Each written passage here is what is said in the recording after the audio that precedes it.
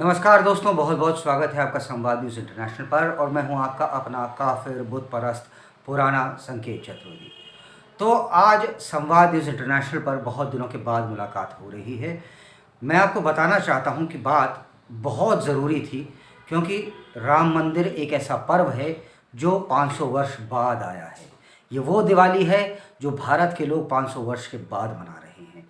ये 500 वर्षों में सबसे बड़ी दिवाली है, इसलिए आना बेहद ज़रूरी था, इसलिए आप लोगों से बात करना बेहद ज़रूरी था।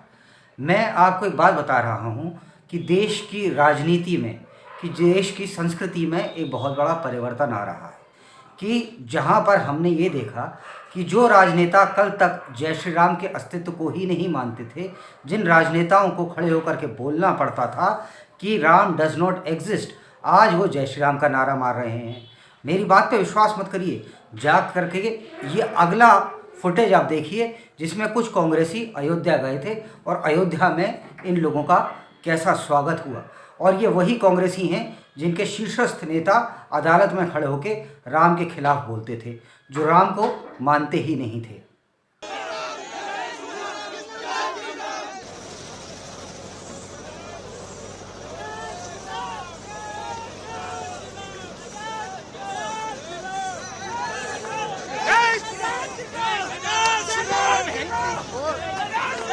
अब ये हाल सिर्फ कांग्रेस का नहीं है। कांग्रेस से निकलते हैं, हम पहुंचते हैं आम आदमी पार्टी की तरफ। आम आदमी पार्टी के जो सबसे शीर्षस्थ नेता हैं, यानी कि अरविंद केजरीवाल,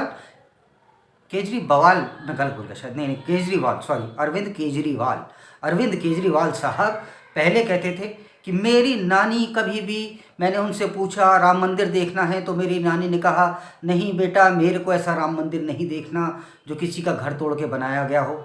अच्छा जी, चलिए सुनिए पहले।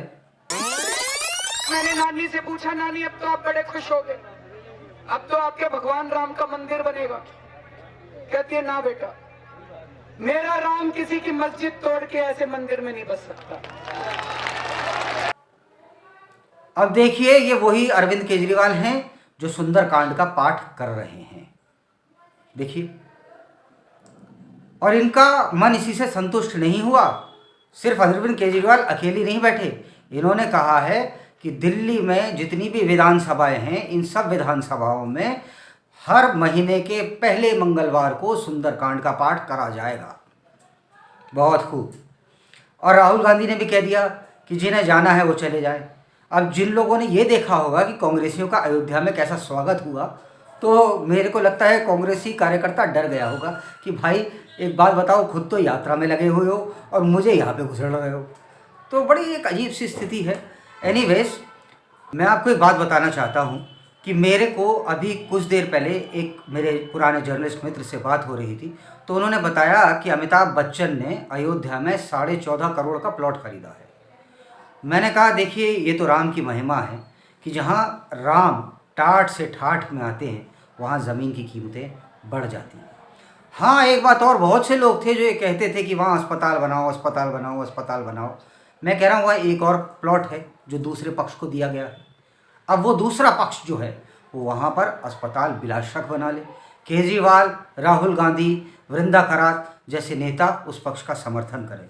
हम दरअसल संस्कृति के बदलाव के दौर में हैं, या यूँ कहूँ कि संस्कृति सदैव बदलती रहती है, संस्कृति स्थिर नहीं रहती। संस्कृति स्थिरता का नाम है ही नहीं। संस्कृति परिवर्तित होती है, अपने अंदर की चीज़ों को परिवर्तित करती है। संस्कृति बंदरगाह नहीं है, संस्कृति यात्रा है, और हमारी संस्कृति बदल रही है। अब मैं थोड़ा सा और आगे बढ़ के आपको बताता हूँ कि एक ऐसे दौर में हैं हम लोग जहाँ पर, आप ध्यान रखिएगा, जय राम रमेश कुछ समय बाद जय श्री राम रमेश का नारा मारते हुए नजर आएंगे। जहाँ पे कुछ समय के बाद में आपको वृंदा करात वृंदावन में नजर आएंगी, जहाँ पर कुछ समय बाद आपको सीताराम येचुरी जय सिया राम का नारा मारते हुए नजर आएंगे। और मैं तो शुरू से ही जय श्री राम का नारा मारता आया हूँ। तो जय श्री राम दोस्तों।